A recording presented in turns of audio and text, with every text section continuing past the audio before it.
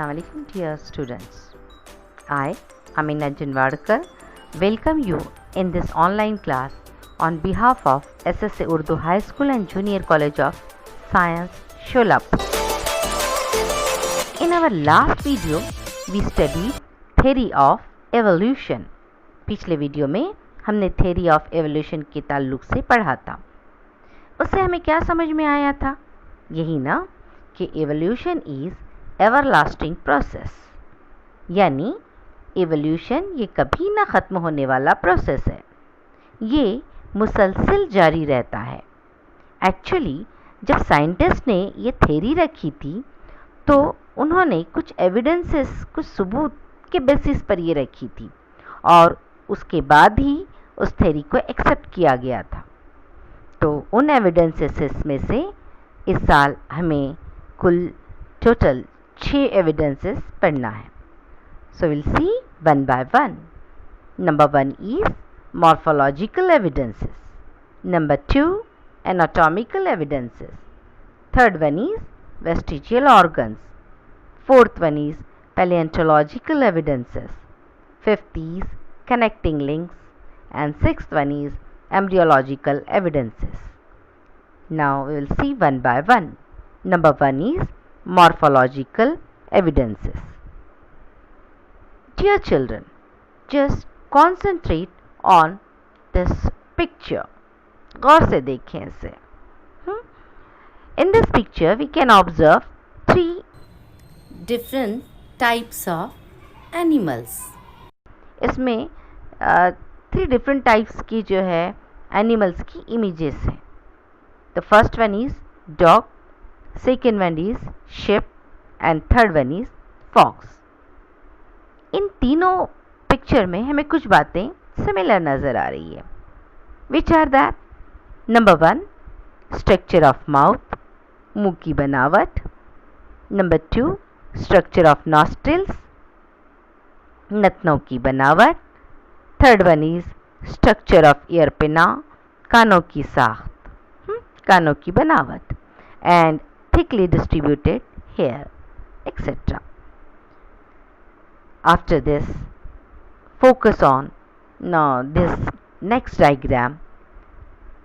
In this picture, we can see the images of 3 different types of plants.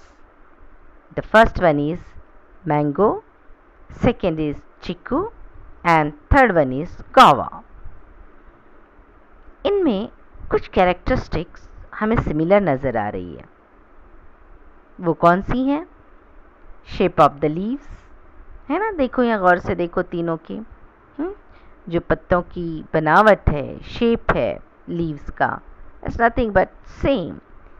Venation, all 3 are having reticulate venation and type of petiole also is same. अब इन बातों से हम कह सकते हैं कि उनके ओरिजिन जो है वो सेम रहे होंगे, उनके एंसेस्टर यानी कि आबा व अजदाद जो है एक ही रहे होंगे.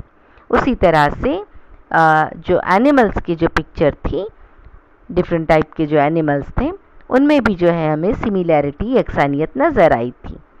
तो इससे हम एक बात कह सकते हैं कि all these organisms they are having same origin and they must have common ancestor.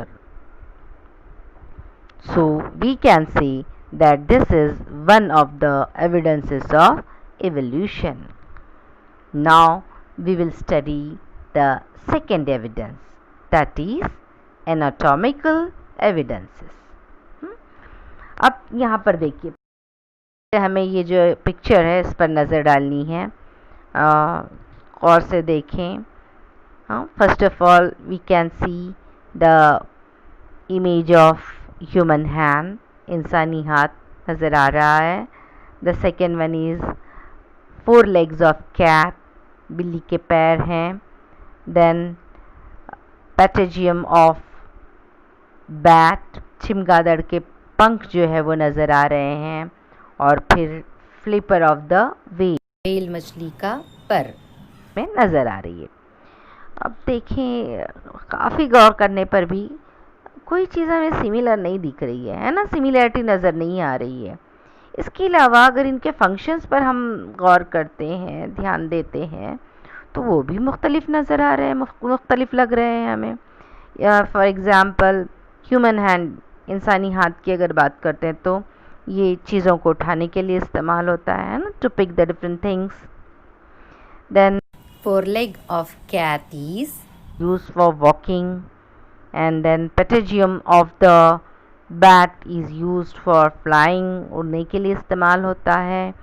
And flipper of the whale is use for swimming, इसका इस्तेमाल तैरने के लिए होता है।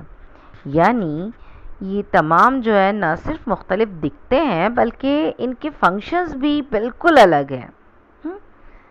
However, there is a similarity in structure of the bones and bony joints.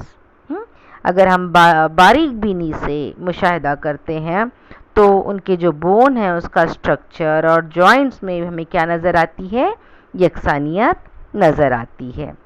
तो इसका मतलब ये हुआ कि शायद इनके आबा व अजदाद भी क्या होंगे, सेम ही रहे होंगे। This indicates that they must have common ancestors. तो ये हो गया इवोल्यूशन का जो है दूसरा एविडेंस। अब थर्ड वन पर हम थोड़ी सी नज़र डालते हैं, that is vestigial organs. I think this word is new for you, so we'll concentrate on its definition. We will see what is the definition of the vestigial organ.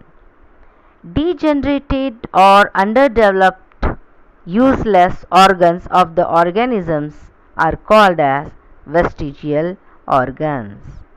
यानी ये vestigial organs क्या हैं?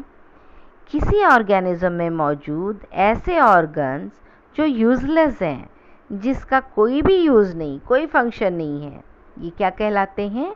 Vestigial organ कहलाते हैं। इसके अलावा they are degenerated और we can say under develop, यानी कि उनकी हो सकता है कि ग्रोथ रुक गई है, यानी वो कुछ सालों के बाद पूरी तरह से डिसअपियर हो जाएंगे, वैनिश हो जाएंगे।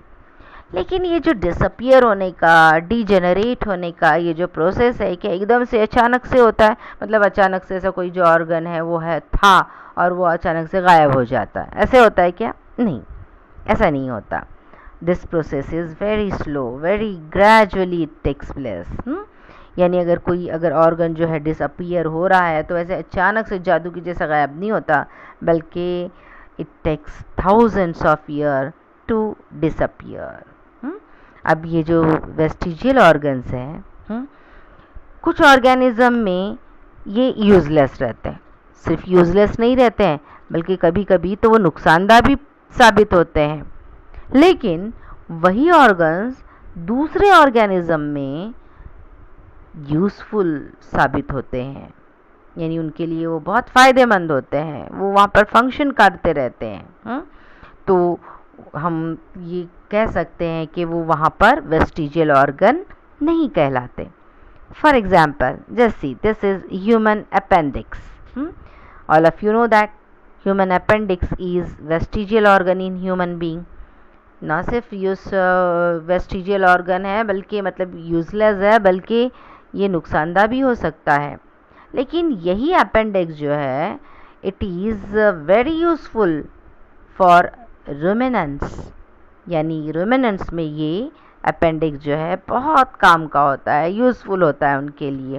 रुमिनेंट्स यानी जुगाली करने वाले जानदार, तो एग्जाम्पल गोट, काउ, बफेलोज एक्सेट्रा।